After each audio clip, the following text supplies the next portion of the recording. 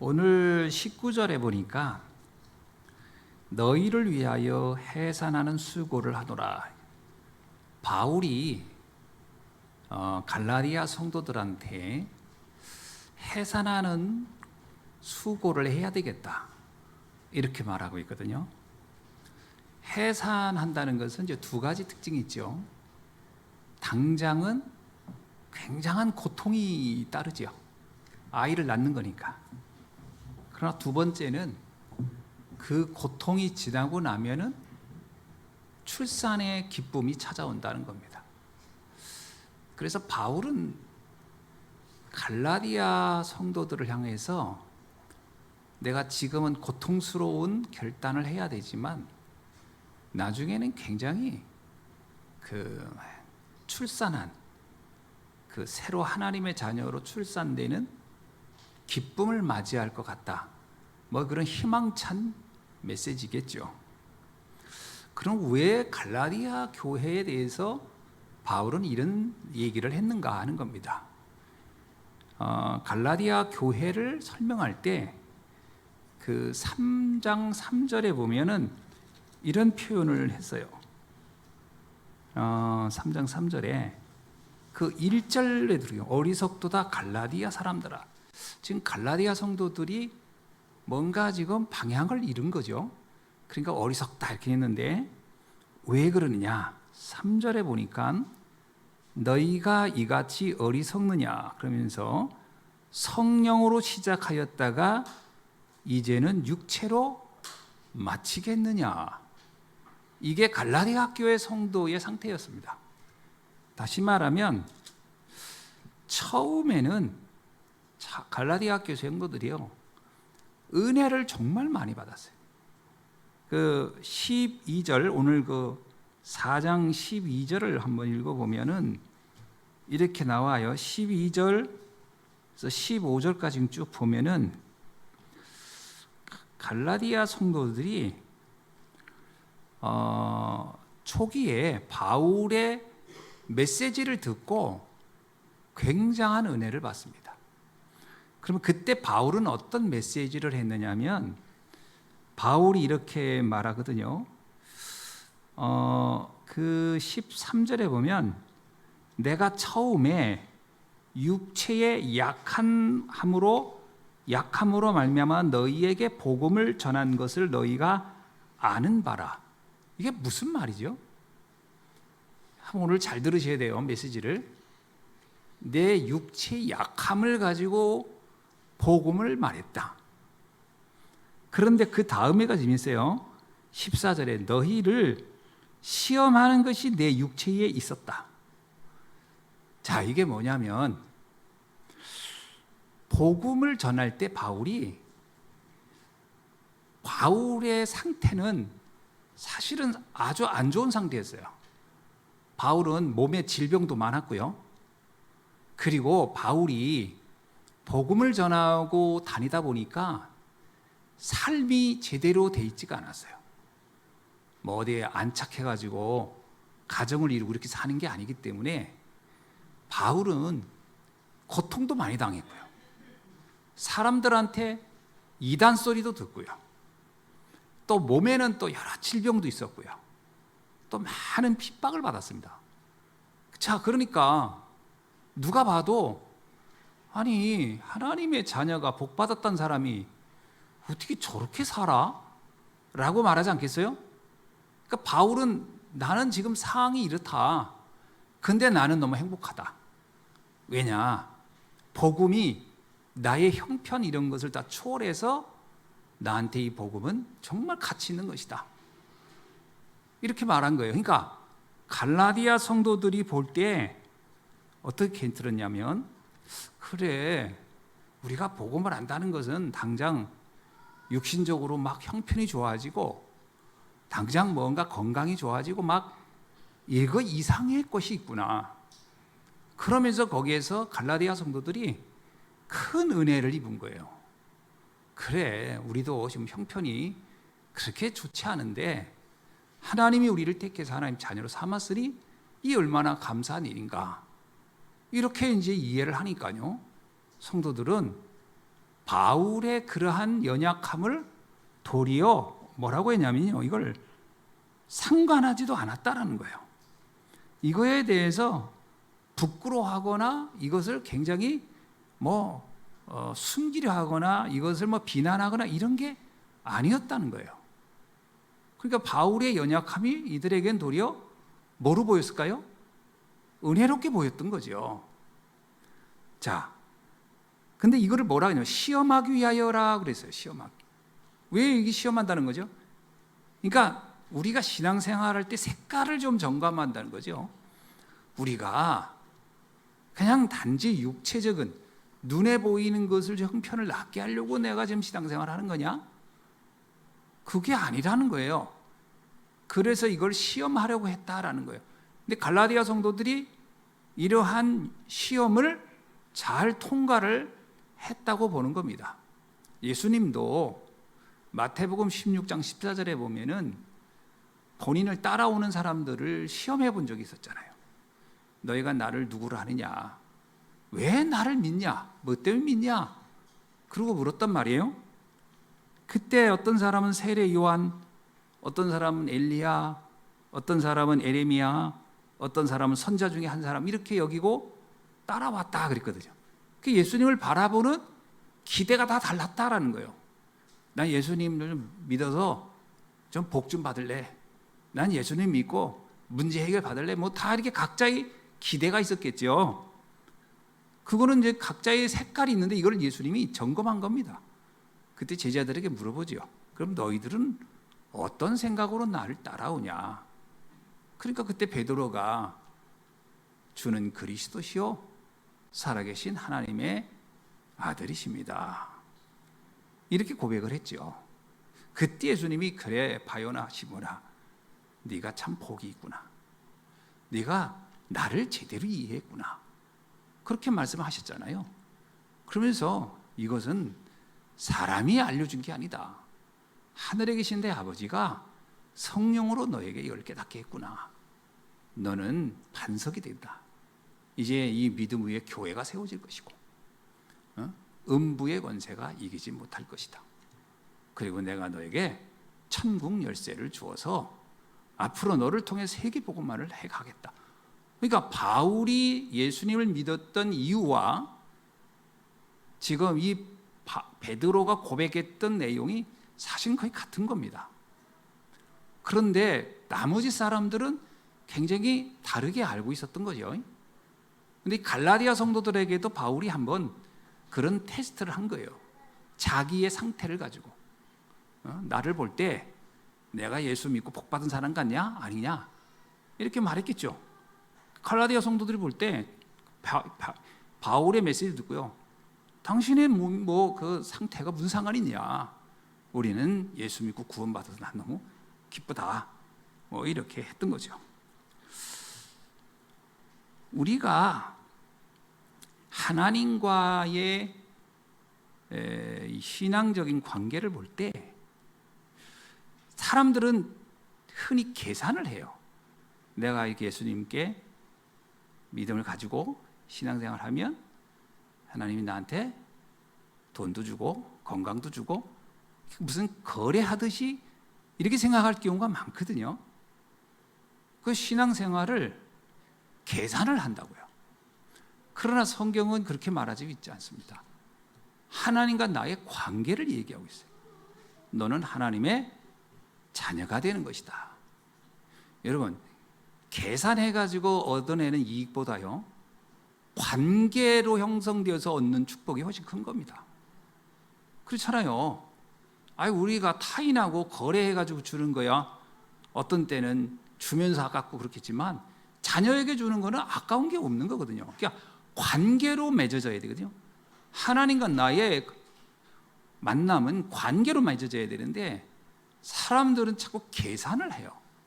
내가 이렇게 하면 하나님도 이렇게. 그러니까 하나님과 나는 그냥 매일 그 영수증을 서로 대밀어야 되는 관계로 만들어버리면 이건 진짜 신앙생활이 아닙니다. 이건. 자, 하박국 3장 17절로 18절에 보세요. 하박국이 이렇게 고백하거든요. 외양간에 소가 없고 그리고 아무런 감람나무에 소출도 없고 내가 눈에 보이는 것은 아무것도 얻은 게 없어. 그런데 나는 구원의 하나님으로 인하여 나는 너무너무 기쁘고 감사하다. 이게 관계적 관점에서 신앙을 접근하는 겁니다. 그러니까 우리가 신앙생활을 자꾸 이 하나님과 나의 관계적 관점에서 접근해야 돼요. 만약에 나는 우리 부모가 뭘 주었기 때문에 난 사랑하지, 부모님이 나를 뭘 안 주면 난 절대 사랑 안 해, 이런 관계는 이건 정말 이상한 관계잖아요. 관계는 주고 안 주고 관계가 아닙니다. 함께 하나의 공동체를 이루었기 때문에 오는 감사거든요. 하나님과 우리는 그냥 하나인 겁니다. 임마누엘에서 오는 감사가 있어야 할 줄로 믿습니다. 그래서 바울이 전한 복음은 어떤 복음이었느냐? 갈라디아서 1장 4절에서 바울은 이렇게 얘기하거든요. 그리스도께서 이 악한 세대에 우리를 건지시려고 우리 죄를 위하여 자기의 몸을 드려 우리를 구원하셨다. 단지 하나님이 우리에게 그냥 먹고 사는 거 좀 더 주려고 하는 정도의 축복이 아니고, 이 악한 세대에서 우리를 구원하시려고 당신이 스스로 몸을 바치기까지 우리를 사랑한 것이다. 이게 복음이다. 이렇게 설명하는 거죠. 자, 이걸 정말 이해하게 되면요, 지금 내 형편이 어떠냐 저러냐 가지고 믿음이 이러니 저러니 하나님이 왜 나한테 축복을 했니 아니 이렇게 접근하지는 않게 된다, 이런 말이죠. 갈라디아서 2장 16절에도 이렇게 얘기합니다. 사람이 의롭게 되는 것은 율법의 행위에서 난 것이 아니요 오직 예수 그리스도를 믿음으로 말미암은 줄을 아는 거로 우리도 그리스도 예수를 믿나니 이는 우리가 율법의 행위에서가 아니고 그리스도를 믿음으로써 의롭다함을 얻으려 함이니라. 우리가 의롭다 했다는 것 자체, 하나님이 우리에게 주신 최고의 선물이 뭐냐? 나를 의롭다고 한 것이다. 그거를 지금 바울이 말하죠. 그러니까 우리가 복음을 통해서 얻는 축복 중에서 최고는 뭐죠? 내 모든 이 악한 세대에서 나를 구원하신 것이고 하나님이 나를 의롭다고 하시는 것이다. 그리고 갈라디아 2장 20절에서도 이렇게 얘기합니다. 내가 그리스도와 함께 십자가에서 못 박혔나니 그런즉 이제는 내가 사는 것이 아니요 오직 내 안에 그리스도께서 사신 것이니라. 이제 내가 육체 가운데 사는 것은 나를 사랑하사 나를 위하여 자기 자신을 버리신 하나님의 아들을 믿는 믿음 안에서 사는 것이라. 복음이라는 건 뭐냐면 이전에 나는 죽고 그리스도 안에서 새로운 내가 살아가는 것이다. 이렇게 고백을 한 겁니다. 자, 이 바울의 이 메시지를 듣고 초대 이 갈라디아 성도들이 어떻게 반응했느냐? 14절에 보니까 이렇게 나와. 너희를 시험하는 것이 내 육체에 있으되 이것을 너희가 업신 여기지도 아니하며 버리지도 아니하고. 이게 무슨 얘기예요?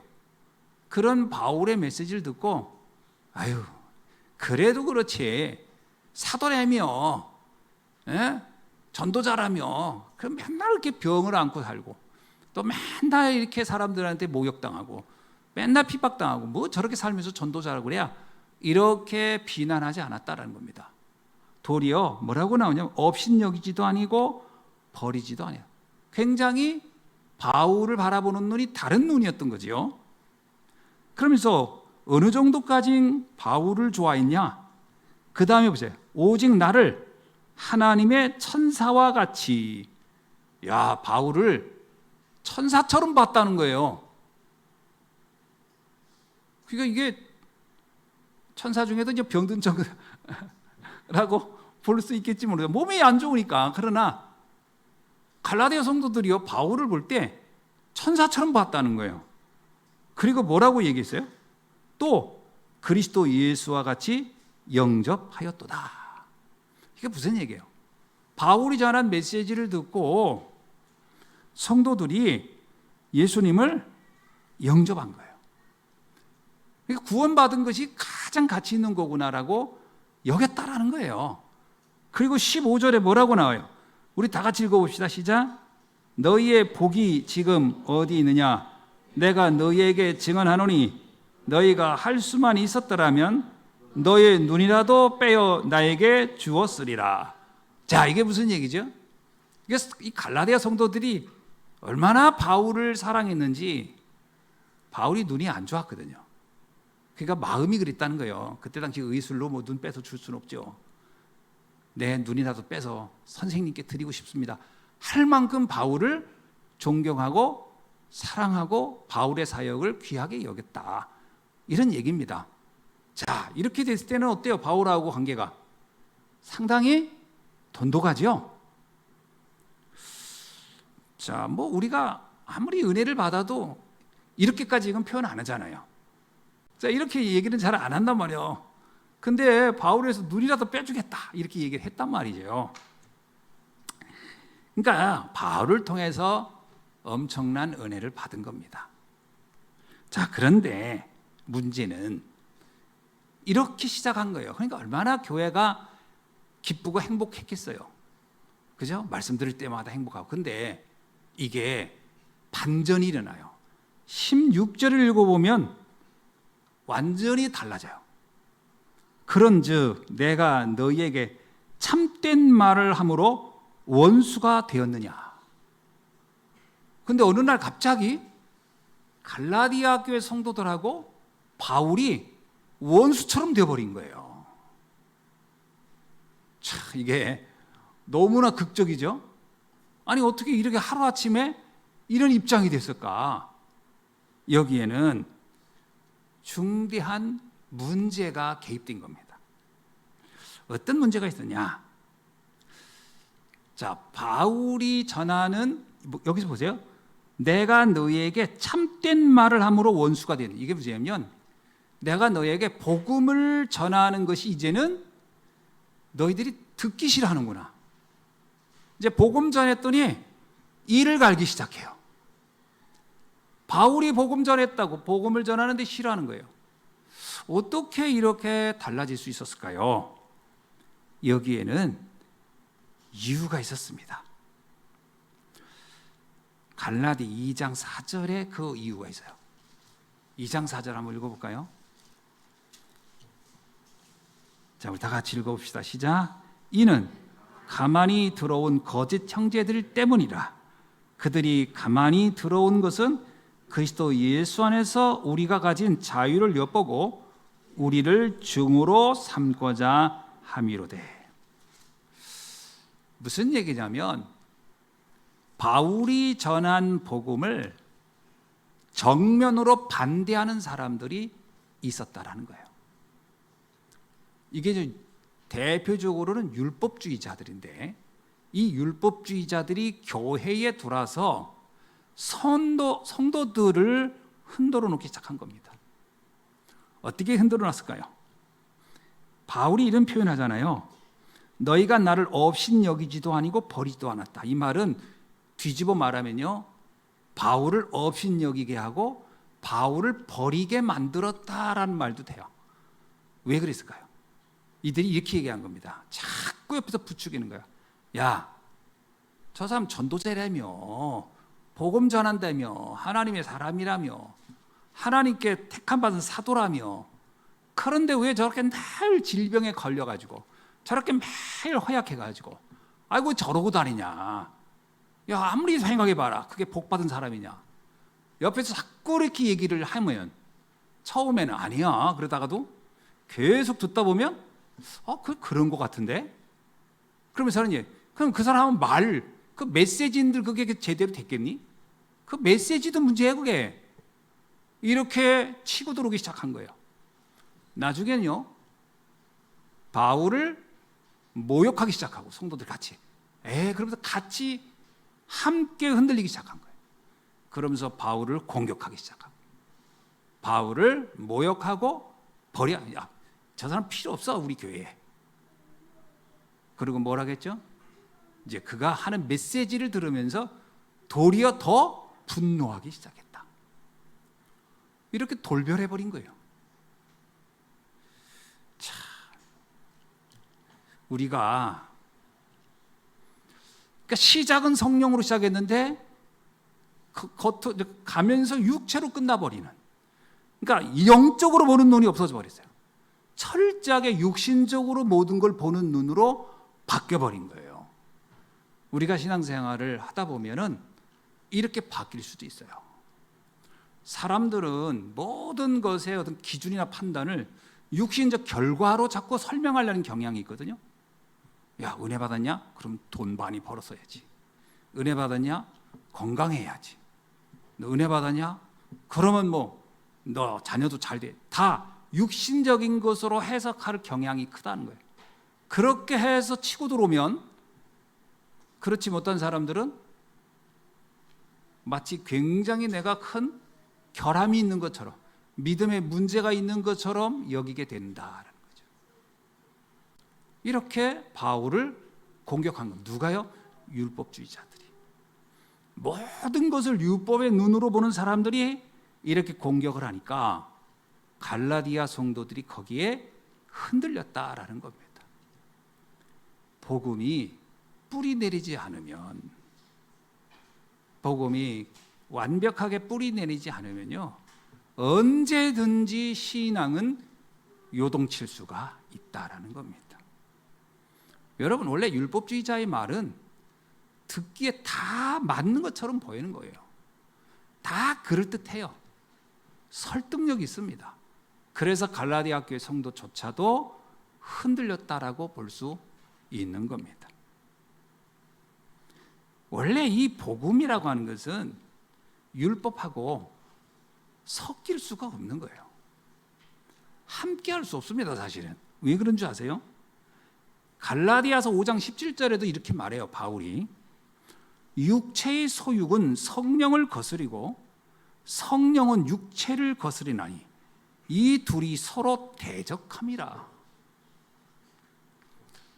우리가 오직 예수 해야 할 이유를 여기서 찾아야 됩니다. 저는 이 말씀을 읽으면서 율법과 복음은 마치 기름과 물 같겠구나. 이게 섞일 수가 없는 거예요. 그래서 자꾸 사람들은 이걸 섞으려고 하거든요. 그래서 사단은 어떻게 우리를 유혹하느냐? 고린도후서 4장 4절에 보니까 그 중에 이 세상 신이 믿지 아니하는 자들의 마음을 혼미하게 하여 그리스도 영광의 복음을 광채가 비치지 못하게 함이니 그리스도는 하나님의 형상이니라. 자꾸 복음을 의욕 같게 복음이 무가치하게 만들고 세상의 것이 가치 있는 것처럼 자꾸 사단은 속인다라는 거예요. 그래서 갈라디아 교회 성도들은 이렇게 자신도 모르는 사이에 반복음적인 자세로 이들이 변질되어 버린 겁니다. 그래서 우리가 대충 복음, 섞인 복음, 다른 복음은 사실 복음이 아닙니다. 예를 들어서요, 우유를 큰 통 하나를 놓고 거기다가 석유 한 방울 똑 떨어뜨려 보세요. 그 우유 먹을 수 있나요? 양은 우유가 훨씬 많죠. 석유에 비하면. 대야 한 대야에다가 우유를 놓고 거기다가 휘발유 한 방울 딱 떨어뜨리면 그 휘발유 양은 정말 미미할 거예요. 그러나 그 우유는 먹을 수가 없습니다. 버려야 됩니다. 그것처럼 복음에 다른 것이 섞여버리면 복음의 본질이 흔들리기 시작하고 사용할 수가 없다. 지금 사실 이 갈라디아 성도들이 이렇게까지 될 거라고는 누구도 생각을 못했을 거예요. 아니 어떻게 저렇게 사람이 바뀔까? 옛날에 그 사람들이 아니요. 이렇게 된 거잖아요. 섞인 복음, 다른 복음의 특징이 있어요. 그게 뭐냐? 갈라디아서 1장 11절에 잘 나와 있습니다. 갈라디아서 1장 11절을 보면 틀린 복음, 섞인 복음, 다른 복음이 갖는 특징이 정말 잘 돼 있어요. 그게 뭐죠? 우리 다 같이 읽어봅시다. 10절, 11절이 아니고 10절을 읽어봅시다. 시작. 이제 내가 사람들에게 좋게 하랴, 하나님께 좋게 하랴, 사람들에게 기쁨을 구하랴, 내가 지금까지 사람들의 기쁨을 구하였다면 그리스도의 종이 아니니라. 이게 무슨 말이냐면요, 다른 복음, 섞인 복음, 그 다음에 대충 복음의 특징이 뭐냐면 사람의 감정을 맞춘다는 거예요. 사람의 기분을 즐겁게 하는 거예요. 그래서 사람들이 흔들리는 거예요. 우리가요, 오직 복음하면 어떤 때는 아이, 그렇게까지 이렇게 하기 쉽거든요. 아니, 나는 지금 이런 상황이 있고 이런 형편이 있고 이런데 어떻게 해야 되나? 그러면 그리스도께 기도해. 주님이 너의 문제를 아실 거야. 이렇게 하면요, 되게 서운합니다. 섭섭해요. 아니, 나는 지금 당장 죽겠는데 말씀 안에서 답을 찾아봐. 기도해. 그리스도가 모든 것이야. 뭐 이러면요, 내 삶하고는 굉장히 거리가 멀리 있어 보이고 관련 없어 보여요. 근데 섞인 복음, 대충 복음은 뭔지 아세요? 상담식으로 접근하거나 그 사람이 위로해주고 그 사람을 이렇게 해주면 듣긴 너무 좋은 거예요. 너무 그게 뭐 와닿아요. 피부에 팍팍 와닿고. 그러나 이거는 뭐라고요? 그렇다면 난 그리스도의 종이 아니다. 그렇다면 나는 복음 전하는 사람이 아니야. 그건 세상에 말하는 그냥 훌륭한 상담가지, 나는 주의 종이라고 할 수가 없어. 우리는 여기에서 흔들리는 거거든요. 분명히 율법주의자들이 갈라디아 성도들을 말할 때 그들의 마음을 긁었을 겁니다. 그들의 가려운 데를 긁어주고 그들의 답답한 부분들을 채워줬을 거예요. 그러니까 사람들이 흔들리는 거거든요. 그럼 그게 그럴듯하거든. 이게 문제라는 거예요. 복음은 근원을 바꾸는 겁니다. 여러분, 왜 복음이 어떤 때는 나에게 와닿지 않는 것처럼 느끼냐면, 복음은 지금 당장 가려운 데를 긁어주는 게 아니고 당장 답답한 것을 말해주는 게 아니에요. 근원을 바꾸는 겁니다. 근본을 바꾸는 게 복음이거든요. 우리의 갖고 있는 이 문제의 뿌리를 찾아 들어가 봐라. 근본을 접근해 봐라. 거기에서 네가 근본적으로 창세기 3장, 6장, 11장에 거기에 근거해서 지금 되어지고 있는 문제들, 인생을 붙잡고 있는 근본적인 사단의 12가지 전략에서 빠져 있는 문제들이 결국 오늘 나를 이렇게 만든 게 아니겠느냐. 그래서 복음은 근원을 터치해 주는 거거든요. 그런데 이 근원을 터치하는 게 당장은 와닿지가 않을 수 있다. 피부에 와닿지 않을 수 있어요. 그게 답 같지가 않아. 그러나 기다려야 됩니다.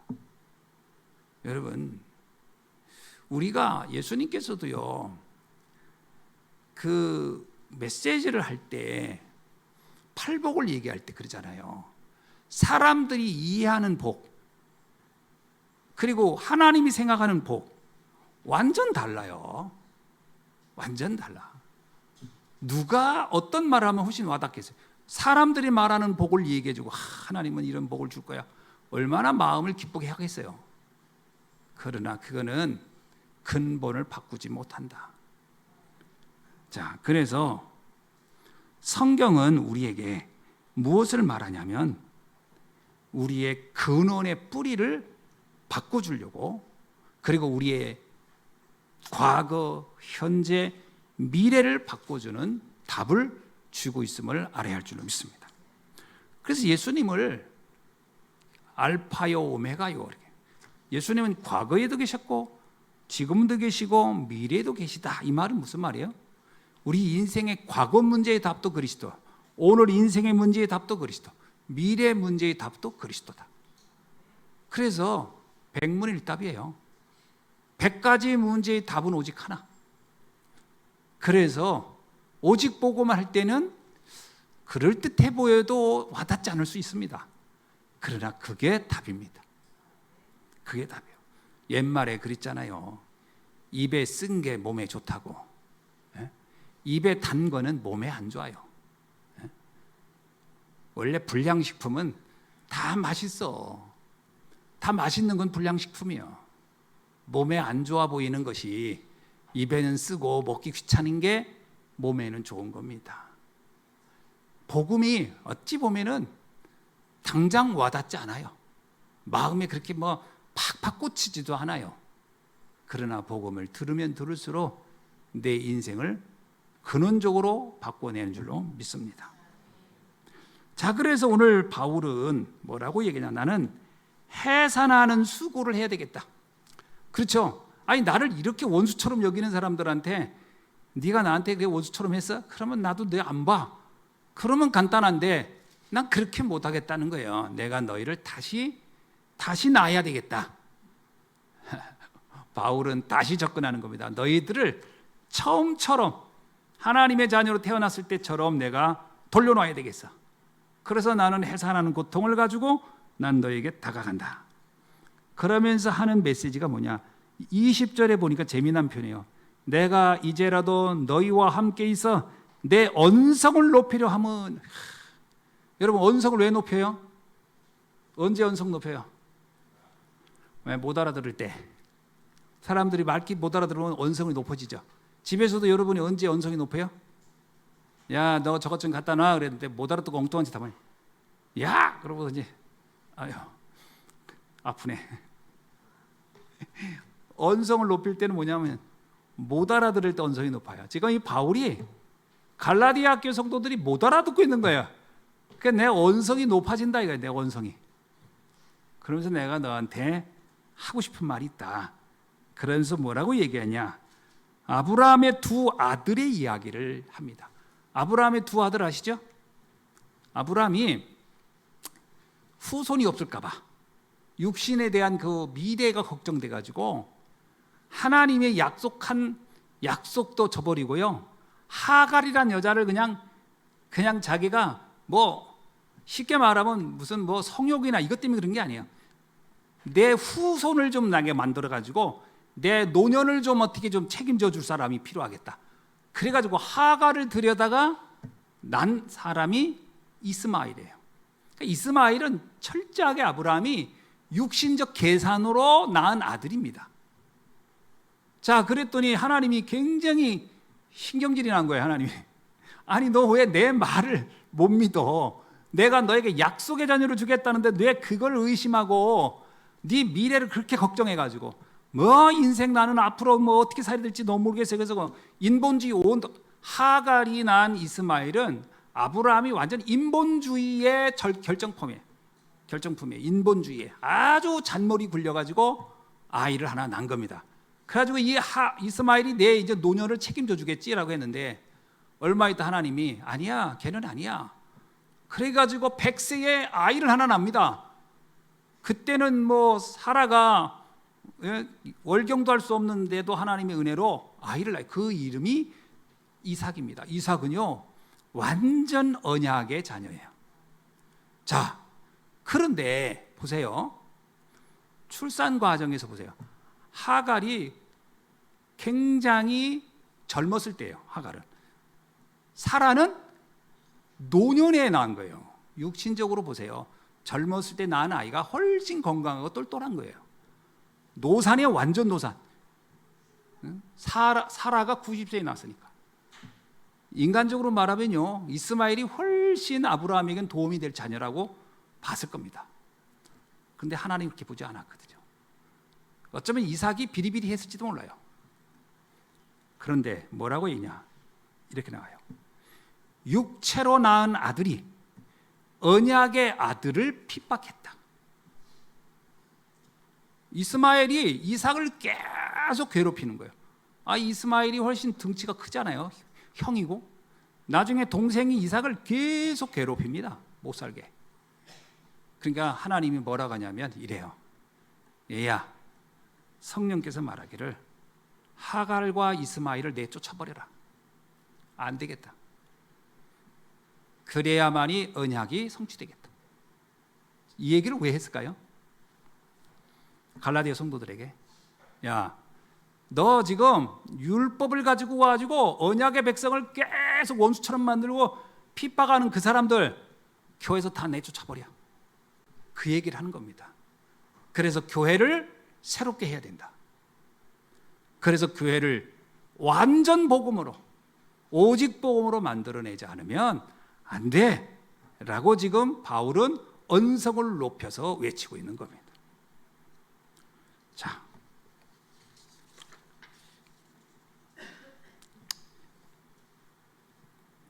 거짓의 영, 흑암의 영은 과감하게 우리가 결별을 해야 할 줄 믿습니다. 우리 안에 있는 인본주의 과감하게 버려야 돼요. 우리 안에 있는 육체적 두려움, 육체적인 그 기대, 사실은 거기에서 과감하게 떨쳐내야 돼요. 그래야 하나님이 본격적으로 개입하기 시작합니다. 이삭이 어떤 사람이 됐죠? 나중에요, 이삭이 하나님께서 그가 한 해 농사를 지으면요 100년 먹을 거를 줬어요. 아브라함의 노년 절대 걱정할 수 없을 만큼, 아니 아브라함은요 이삭 덕에 정말 노년을 편안하게 지낼 수 있도록 그 아들이 모든 응답을 다 받았습니다. 언약의 자녀를 믿어라, 하나님의 말씀을 믿어라. 아브라함에게 말하는 거예요. 잔머리 굴리지 말아라, 인본주의 쓰지 말아라, 말씀 따라가라, 너의 미래 두려워하지 말라. 그 말씀하고 있는 거예요.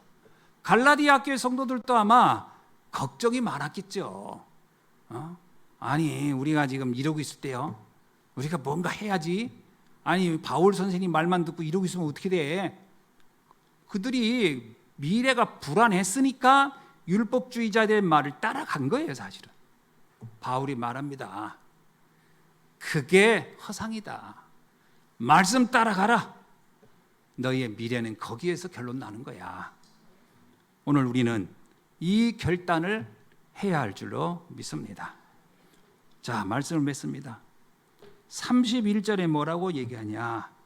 그런즉 형제들아, 우리는 여종의 자녀가 아니요 자유 있는 여자의 자녀니라. 아멘. 예, 우리는 사단의 자녀가 아니에요. 종의 자녀란 건 사단의 종이 아니다. 우리는 하나님의 자유인이다. 자유라는 얘기는 뭐예요? 누구한테 주는 거야? 자녀에게는 자유를 줘요. 종에게는 억압을 하고 규정을 하지만 우리는 하나님의 자녀이기 때문에 하나님 앞에 자유롭다라는 거예요. 우리는 누구다? 하나님의 자녀라. 아무것도 두려워할 게 없다라는 거예요. 자유인이라는 특징이 뭐예요? 두려워하지 않는 겁니다. 여러분, 우리가 다른 나라 가가지고요 여권이나 어떤 내 신분이 없으면요 얼마나 불안한지 모르죠. 그러나 내가 내 나라에서 자유를 얻었다, 마음대로 다녀. 제가 옛날에 카자흐스탄하고 키르기스탄 사역 갔다가 비자가 만료돼 가지고 국경에 잡혀 있었던 적이 있었어요. 키르기스탄에서 카자흐스탄 들어가는데 그 국경 수비대가 들어오지 말라는 거예요. 그래서 왜 그러냐 했더니 당신의 비자는 다 만료됐대. 근데 또 키르기스탄을 떠났거든. 키르기스탄 가려고 했더니 키르기스탄에서 오지 말래. 당신의 비자도 나가는 순간 다 만료돼. 나는 무비자 사람이 된 거예요. 그러면서 하는 얘기가 국경 한가운데 다리인데 다리에다가 내 캐리어를 그 사람들이 갖다 놓더니 여기서 이쪽으로도 한 발자국도 오면 안 되고 여기서도 한 발자국 가면 안 되고 여기 가만히 있으래. 그날 또 비가 내리네. 거기에 앉아가지고 5시간을 비 맞고 앉아 있는데 황당하더라고요. 황당해. 야, 어떻게 이런 경우가 다 있나. 거의 밤을 다 새워서 새벽 한 5시까지. 원래는 거기가 한 12시에 넘어가야 되는데 5시간 앉아 있었죠. 전화를 한국 대사관으로 했더니 지금은 근무 시간이 아닙니다. 뭔 놈의 대사관이 잠을 자. 국민들이 언제 어떤 일인 줄 알고 지금은 근무 시간이 아닙니다. 아침 9시에 연락하라고. 정말 답답하더라고요. 그래서 결국은 할 수 없이 이제 그 선교사님들한테 연락하고 막 해가지고 이제 대사관에서 왔어요. 와가지고 임시 신분증을 하나 만들어 주더라고. 이야, 임시 신분증 딱 주는 순간부터요 국경을 마음대로 넘어가네. 야, 너 이게 자유를 준다는 게 이렇게 또 올라온 거예요. 자유를 얻는다는 게. 하나님 우리 보고 뭐냐면 너희는 자유인의 자녀라는 거예요. 아무것도 두려워하거나 염려할 게 없다 이런 얘기예요, 여러분. 그래서 오늘 우리는 하나님의 유업을 받을 자입니다. 이스마엘은 아무리 똘똘하고 강력하고 힘세도 그는 하나님의 유업을 받을 자가 아닌 거예요. 이삭은 아주 조용하고 여성스러운 사람인데 그래도 상관없어. 그는 자유인이다. 그는 하나님의 유업을 받을 자다. 저와 여러분은 하나님의 유업을 받을 자로 택함 받은 줄로 믿습니다.